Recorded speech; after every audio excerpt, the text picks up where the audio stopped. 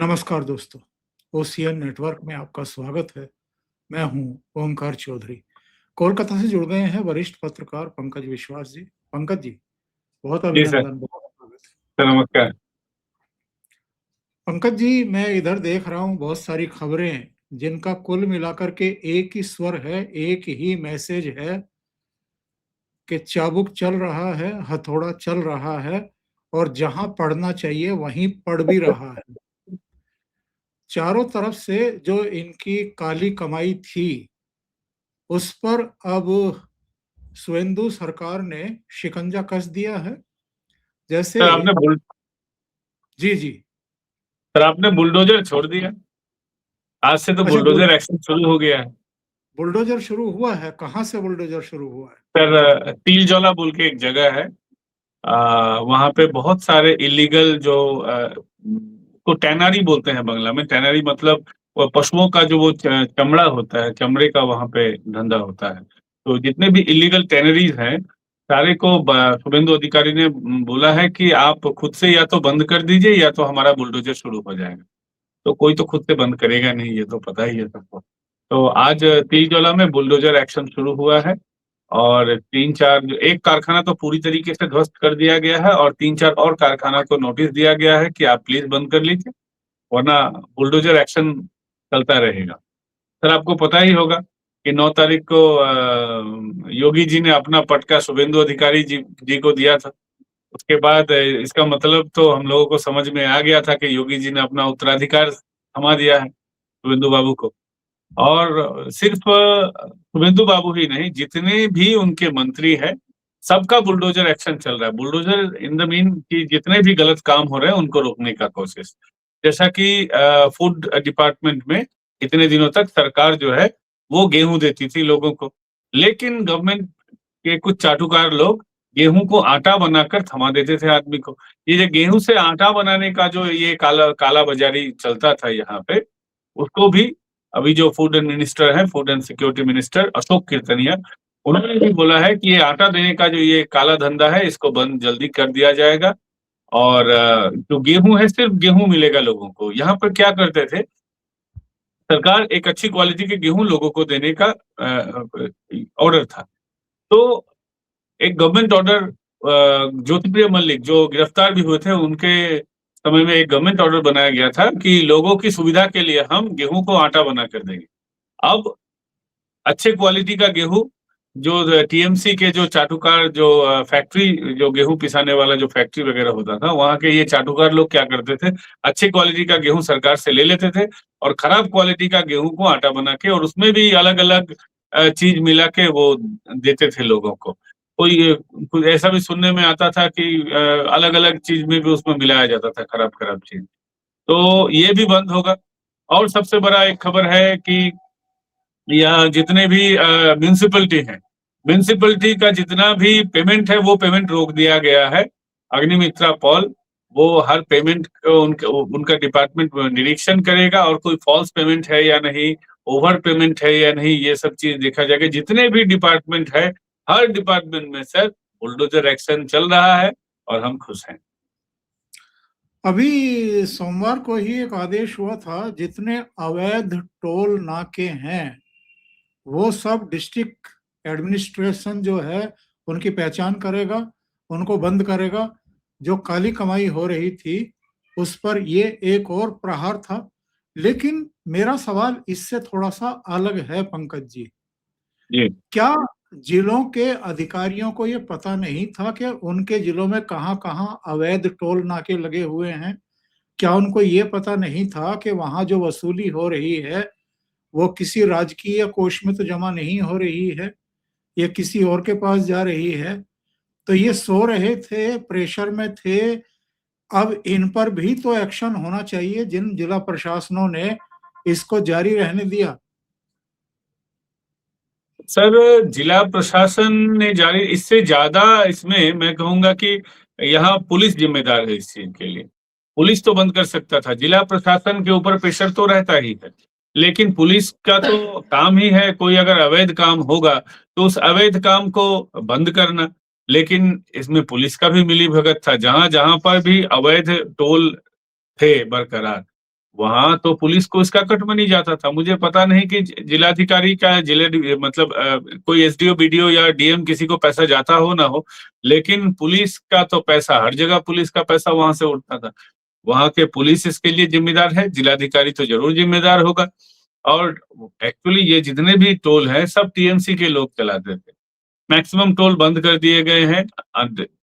अभी तो मुझे नहीं लगता कि फिलहाल कोई टोल होगा, क्योंकि तृणमूल के जितने भी छोटे बड़े नेता हैं मैक्सिमम भागने लगे हैं। जो प्रत्याशी या विधायक या इस लेवल के स्टेट लेवल के जो लीडर थे उनका भी तो अब सीने में दर्द, किसी का पेट में दर्द, ऐसे ऐसे अंग में दर्द हो रहा है जो उनके शरीर में है भी नहीं। सब सरकारी पेपर में अब उनका दर्द शुरू हो गया है। तो मुझे लगता है कि इसके जांच तो जरूर होने चाहिए, लेकिन अब सर जांच आप कितना करेंगे? कई करोड़, ये 10 करोड़ 20 करोड़ टाइप का आपको जांच करना पड़ेगा। इतने इलीगल काम बंगाल में होते हैं। बंगाल में हर एक वार्ड में इलीगल काम होता है, एक ही वार्ड में 10 टाइप का इलीगल काम होता है। कितना आप करेंगे? हाँ, होना जरूर चाहिए, एक कमीशन बनना चाहिए अलग अलग टाइप का, जितना भी ये चोरी चकारी का काम होता था, पैसा उठाने का, जरूर इसमें तो काम तो जरूर होना चाहिए। पर पंकज जी, कोई तो लाभार्थी होगा। इतने बड़े पैमाने पर बताते हैं कि करीब पूरे पश्चिम बंगाल में 1800 से लेकर के कोई 3000 तक बताता है कि इस तरह के टोल नाके लगाए गए थे और वहां पर वसूली हो रही थी, और ये अरबों रुपए में वसूली हो रही थी।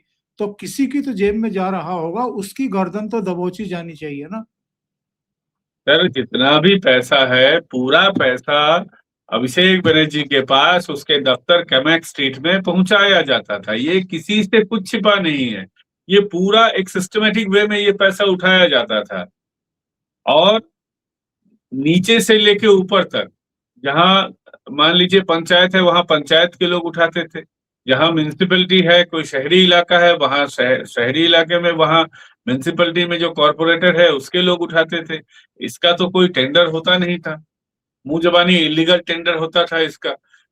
और सिर्फ यही नहीं, आप सिर्फ टोल की बात कर रहे हैं सर, जितना भी अभी पार्किंग है कोलकाता उसके आसपास पार्किंग एरिया से, यहाँ से भी जो पैसा उठता है वो भी तो टीएमसी के लोग ही उठा रहे हैं। वो तो अभी भी चालू है, सिर्फ टोल बंद हुआ है क्योंकि उस पे खबर बना है। धीरे धीरे ये पार्किंग वाला न्यूज होगा, अब हम लोग करेंगे इस पे भी आगे फॉलो अप।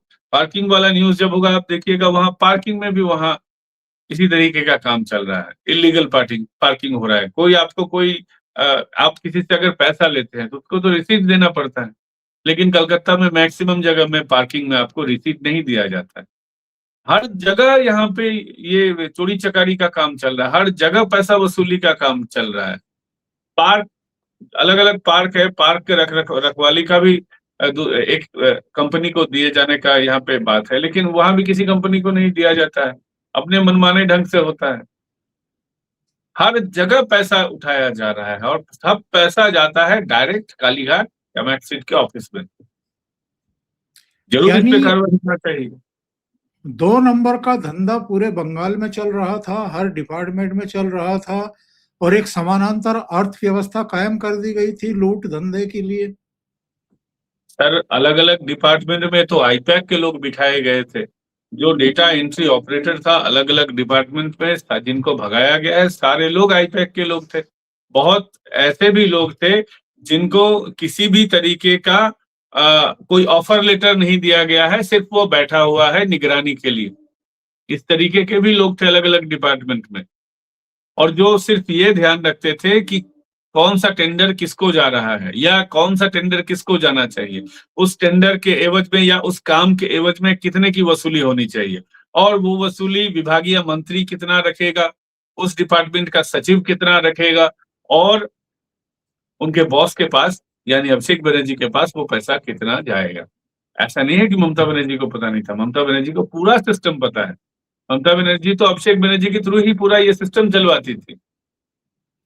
यहाँ कोलकाता में जो फिल्म फेस्टिवल होता है उसमें डॉलर में पेमेंट होता है। क्यों? ये तो भारत है, यहाँ तो रुपए में पेमेंट होना चाहिए, वहां डॉलर में पेमेंट होता है। अलग अलग लोगों को डॉलर में पेमेंट किया जाता है। हर फिल्म फेस्टिवल के बाद नए नए लेटेस्ट आईफोन गिफ्ट किए जाते हैं किसी किसी लोगों को। ये मुख्यमंत्री जी जानते हैं। मैं इस चर्चा इस बारे में जिक्र इसलिए कर रहा हूँ कि मुख्यमंत्री जी ये बात जानते हैं, शुभेंदु अधिकारी जी। जरूर जब समय आएगा तो उस पे व्यवस्था लेंगे, क्योंकि करोड़ों ऐसे उदाहरण हैं जहाँ पे इस तरीके का काम होता है। एक मुख्यमंत्री कितना एक्शन लेगा, उसको मतलब कम से कम 10,000, 20,000 या करोड़ों में इस तरह के एक्शन कमिटी बनाना पड़ेगा या जांच कमिटी बैठाना पड़ेगा। हर डिपार्टमेंट में घुसखोरी चालू था।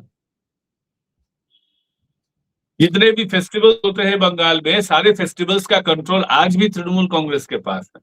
मेला जो लगता है, वो मेला से भी पैसा उठाया जाता है। अब कहाँ कहाँ आपको कितना बोले, इसी पे मतलब इस पे एपिसोड करेंगे तो इस पे एक महाभारत बन जाएगा। इसके अलावा जितने निगमों में, बोर्डों में और अलग-अलग मंत्रालयों के अधीन काम करने वाली संस्थाओं में ममता बनर्जी के लोग जमे हुए थे, नियुक्त थे, उन सबको भी चलता किया है शुभेंदु अधिकारी ने? जी, जी, जी। कल ऑर्डर पास हो गया है, कल नहीं, शायद मुझे लगता है कि परसों ऑर्डर पास हुआ है, और जितने भी अथॉरिटीज थे, डेवलपमेंट अथॉरिटीज या जितने भी कॉर्पोरेशन थे, सबको डिफंक्ट कर दिया गया है, डिसॉल्व कर दिया गया है। अब नए लोग आएंगे। अब इतने दिनों तक तो ममता बनर्जी के चहेते लोग थे। जैसे एक्रेडिशन कमिटी, पत्रकारों की जो कमिटी है, जो हम लोगों को एक्रेडिशन कार्ड मुहैया करता है, 12 के 12 ममता बनर्जी के चाटुकार लोग थे। अब उनकी नौकरियां भी जा रही हैं। उसमें से एक थे कुणाल घोष बाबू। कुणाल घोष बाबू संवाद प्रतिदिन में काम करते थे, कभी मैं भी उस दफ्तर में काम किया करता था। कल उनकी नौकरी गई है। उनको वैसे वो कह रहे हैं कि मैंने खुद रेजिग्नेशन दिया है, लेकिन उसके पीछे का पूरा कहानी मुझे पता है कि किस तरीके से संजय बसु जो है, संवाद प्रतिदिन के वर्तमान जो ऑनर है, टुटू बसु के बेटे, तो वो जिस तरीके से बीजेपी के साथ थोड़ा अपना घुल मिल के रहना चाह रहे हैं, जिस तरीके से वो आरएसएस को मैसेज कर रहे हैं, या बीजेपी के नेताओं से जिस तरीके से वो मिल रहे हैं, चाह रहे हैं कि उनका जो कोई उनका तो एक बड़ा बिजनेस है बंगाल में, बिजनेस बंद ना हो, और संवाद प्रतिदिन में जो गवर्नमेंट का सरकारी जो पैसा आता है एड वो एड चालू रहे, इसलिए वो मिलजुल के कोशिश कर रहे हैं अलग अलग तरीके से सेटिंग करने का। और उनको लगता है कि कुणाल घोष इसमें सबसे बड़ा रोड़ा हो सकता है, क्योंकि वो टीएमसी का विधायक है। सर, आपको पता है कि ये कुणाल घोष संवाद प्रतिदिन मतलब अपने अखबार के दफ्तर से बैठ के प्रेस मीट करता था टीएमसी के लिए। कोई पत्रकार एक अखबार के ऑफिस से किसी पार्टी का प्रेस मीट कर सकता है क्या? भारत में कहीं भी होता है क्या? वो यहाँ तो होता है अपने बंगाल में। अपने ही अखबार की ब्रांडिंग की ऐसी तैसी कर रहा था बैठकर। हुँ, कर रहा था। सिर्फ यही नहीं, एक और है विश्व मजूमदार, ममता बनर्जी के काफ़ी करीबी हैं, न्यूज़ 18 में बहुत हैं वो। तो वो भी एक्रेडिशन कमिटी के हेड थे। उनको ममता बनर्जी ने 3-4 कमिटी का हेड करके रखा था। एक पत्रकार एक्रेडिशन कमिटी में जा सकता है, चलिए ठीक है, मान लेते हैं। बहुत अच्छा अगर जानकार आदमी किसी एक कमिटी में होगा। 3-4 कमिटी में उसको बैठा के रखे थे ममता बनर्जी। बंगाल में और कोई बुद्धिमान आदमी नहीं था, बेहतर उससे नहीं था क्या? इसी तरीके से बहुत सारे लोगों को ममता बनर्जी ने अलग-अलग कमिटी में, अथॉरिटीज में बैठा के रखा था। सबकी नौकरी अभी धीरे-धीरे जा रही है, और अपने अपने जो जिन संस्थाओं में काम करते थे, वहां से भी नौकरी इनकी जा रही है। लेकिन ममता बनर्जी ने पूरा सिस्टम इस टाइप का बैठा के रखा था कि अपने लोग होंगे, चारों तरफ से दूध घी में रहेंगे, जनता जाए भाड़ में, और ये लोग जहां से जितना पैसा उठा रहे थे, पैसा उठाते रहे, कोई दिक्कत नहीं है, कमीशन पहुंचाते रहे। हद है बिल्कुल, जो है लूट मची हुई थी। आज तो विधानसभा भी शुरू हुई है शायद, और एक दृश्य जी। ने सबका अपनी तरफ खींचा है। शुभेंदु अधिकारी ने दंडवत प्रणाम किया है सीढ़ियों पर, तो लोगों को 2014 का वो सीन याद आ गया जब प्रधानमंत्री संसद की सीढ़ियों पर नतमस्तक हुए थे।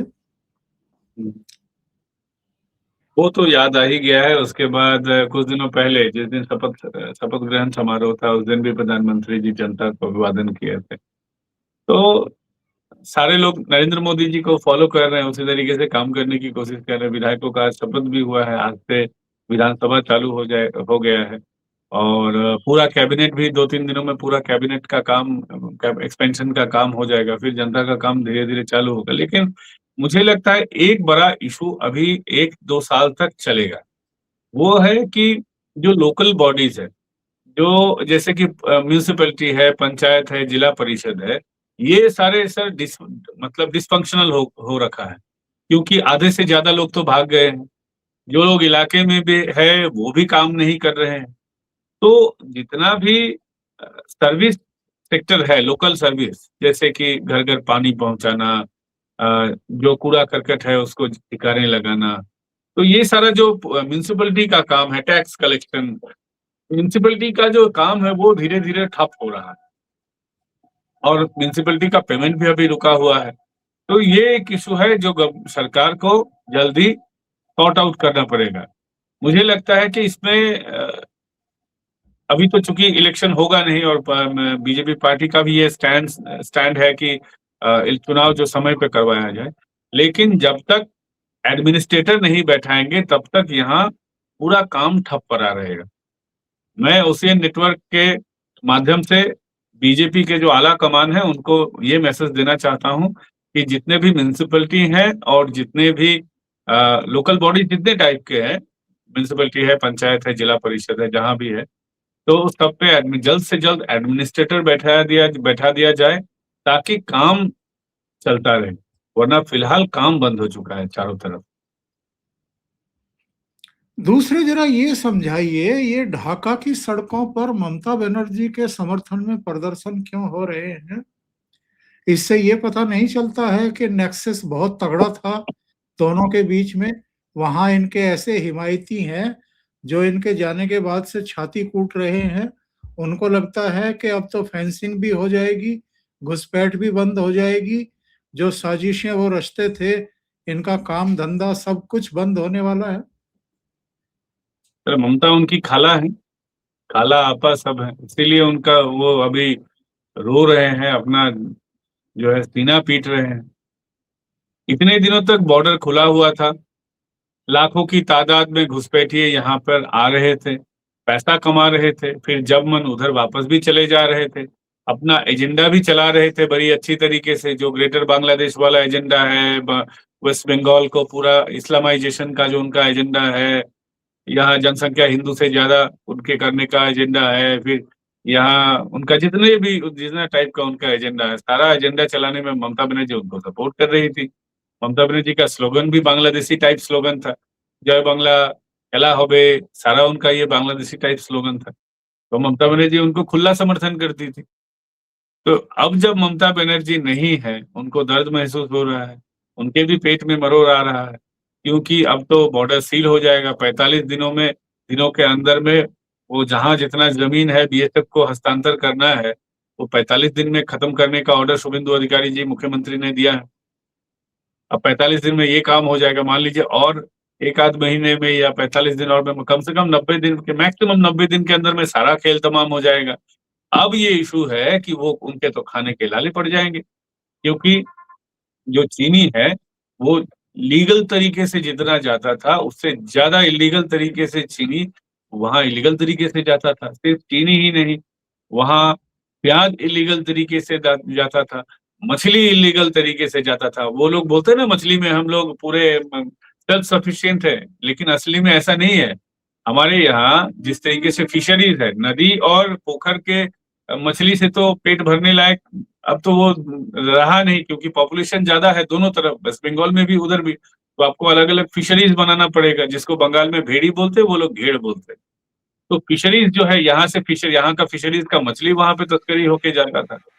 तो बहुत सारी चीज जाते थे इधर से तस्करी होके, गाय पूरा तस्करी होके इधर से जाता था। फेंसिंग हो जाएगा तो गाय तो फांद के तो जाएगा नहीं, या गाय तो कोई बुराक है नहीं जो गाय उड़ उड़ के चला जाएगा। बिल्कुल। तो उनको पता चल गया है कि सारा कुछ अब बंद होने वाला है।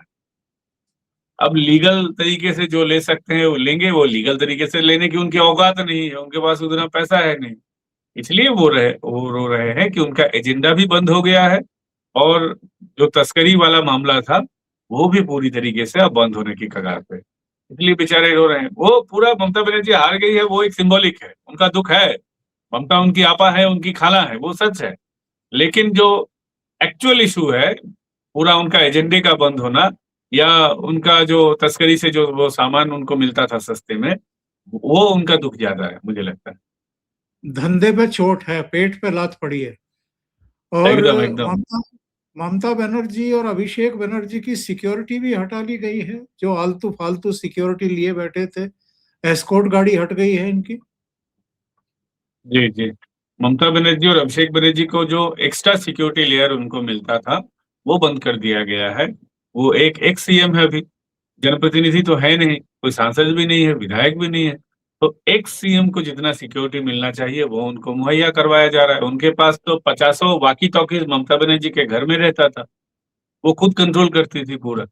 अभिषेक बनर्जी के सिक्योरिटी लेयर में 4000 आदमी थे। 4000 कभी मैक्सिमम वो 4500 आदमी तक वो कैरी करते थे। मतलब सोच सकते हैं कि ये तो यूनाइटेड स्टेट्स के प्रेसिडेंट को भी इतना सिक्योरिटी नहीं मिलता था। तो वो पता नहीं वो ब्रह्मांड के प्रेसिडेंट हों, गैलेक्सी के प्रेसिडेंट हों या कुछ है इस टाइप का मुझे पता नहीं। तो उनका भी सिक्योरिटी कमा दिया गया। जिस जिस दिन मैंडेट आया, उसी दिन दोनों का सिक्योरिटी धीरे-धीरे कमना शुरू हो गया और उनके घर के सामने बैरिकेड लगा दिए जाते थे। 100 फीट का बैरिकेड, स्टील बैरिकेड होता था। कोई वहाँ का आदमी भी है तो ममता बनर्जी के परमिशन के बिना किसी का घर भी अगर वहाँ है तो वो जा नहीं सकता था। पाँव पकड़ना पड़ता था अपने ही घर में जाने के लिए उनके पड़ोसियों को।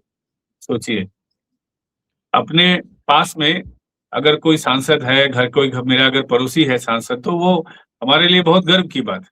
और सिर्फ गर्व की बात नहीं, सुविधा की भी बात है क्योंकि सांसद से बहुत टाइप का बेनिफिट मिलता है। तो बेनिफिट तो छोड़ दीजिए, यहाँ मतलब अपने घर में घुसने का लाला पड़ा हुआ था।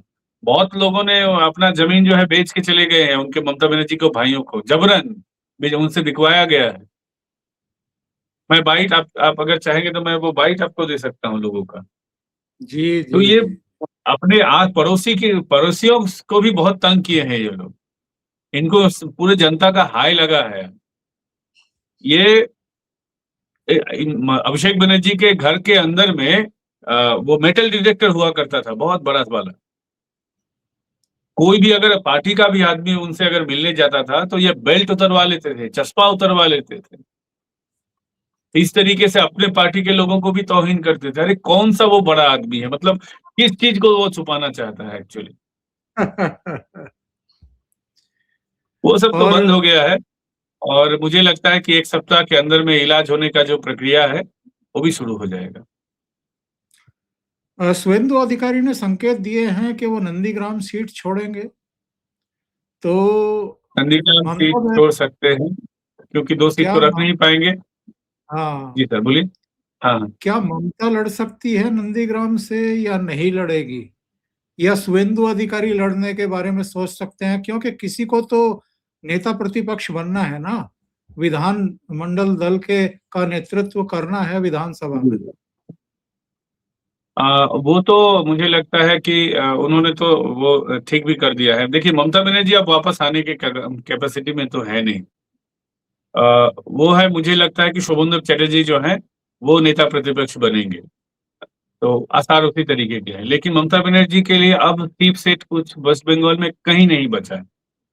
पहले तो कह भी सकते थे किसी मुस्लिम सीट से लड़ लें, जैसे कि कोलकाता पोर्ट है, मिठिया बुरुज है। अब तो फलता से भी ममता बनर्जी लड़ेंगी तो वो हार जाएँगी। हालाँकि फलता से वो अब लड़ नहीं सकती हैं।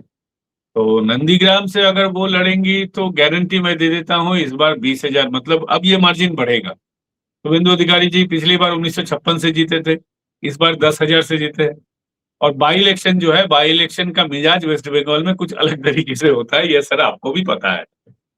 तो उसमें और ज़्यादा अभी मैं खुलासा नहीं करूँगा, लेकिन सबको पता है कि बाई इलेक्शन किस तरीके से होता है। अब जो सिस्टम है, अगर ममता बनर्जी वहाँ से खड़ी हुई, तो उनको और ज़्यादा मुँह का खाना पड़ेगा, वो कम से कम 20,000 वोटों से हारेंगी। मैं चाहता हूँ कि ममता बनर्जी बाई इलेक्शन से प्लीज़ आप, मतलब आप अपना कितना मतलब इमेज खराब कीजिएगा। सही है। ममता बनर्जी अब मुझे लगता है कि वो राज्यसभा के साथ उनका उनका तो पार्टी का अभी भी जितना जो जो जनप्रतिनिधि है, मुझे लगता है कि वो अब राज्यसभा से खड़ी हो जाए। किसी से राज्यसभा का उनका जो सेफ सीट है, राज्यसभा से वो जाएँ, दिल्ली में थोड़ा-सा कीर्तन-वीर्तन करें, क्योंकि अब उनको कीर्तन करने वाले लोग कम मिलेंगे। पहले तो उनके साथ गाने वाले लोग जितने भी थे सब अब भाग रहे हैं, सब तो बीजेपी में नाम लिखाना चाह रहे हैं। हालाँकि लिया नहीं जा रहा है, लेकिन एज़ अ गेस्ट धीरे-धीरे वो आ रहे हैं। तो अब ममता बनर्जी के लिए कोई चीफ सीट नहीं है। ममता बनर्जी का करियर सर खत्म हो चुका है, वो ममता बनर्जी भी जानती है। और स्पीकर को लेकर कोई फैसला हुआ, कौन स्पीकर बनने जा रहा है? सर अभी तक तो फैसला नहीं हुआ है, लेकिन मुझे लगता है कि वरिष्ठ किसी को बनाया जाएगा। पहले लग रहा था कि मणिकला से जो खड़े हुए हैं उनको बनाया जाएगा, लेकिन वो तो अब प्रोटेम स्पीकर बन गए हैं, तापस राय। तापस राय सबसे सीनियर मोस्ट विधायक हैं और 5 बार से ज्यादा वो उनका विधानसभा में जाने का एक्सपीरियंस है। तो उनको अगर बनाया जाएगा तो सबसे अच्छा होगा, लेकिन प्रोटेम स्पीकर को अभी तक वेस्ट बंगाल में कभी स्पीकर नहीं बनाया गया है। तो अगर उस रिवाज को अगर तोड़ दिया जाए तो बेहतर होगा, क्योंकि उससे अच्छा सीनियर आदमी कोई मिलेगा नहीं बीजेपी को फिलहाल। पंकज जी, बहुत बहुत धन्यवाद। पूरी तरह स्वस्थ ना होते हुए भी आप जुड़े और बहुत महत्वपूर्ण मुद्दों पर चर्चा की। अपना ध्यान रखिए। थैंक यू सो मच जुड़ने के लिए। बहुत बहुत नमस्कार। धन्यवाद सर। नमस्कार। नमस्कार।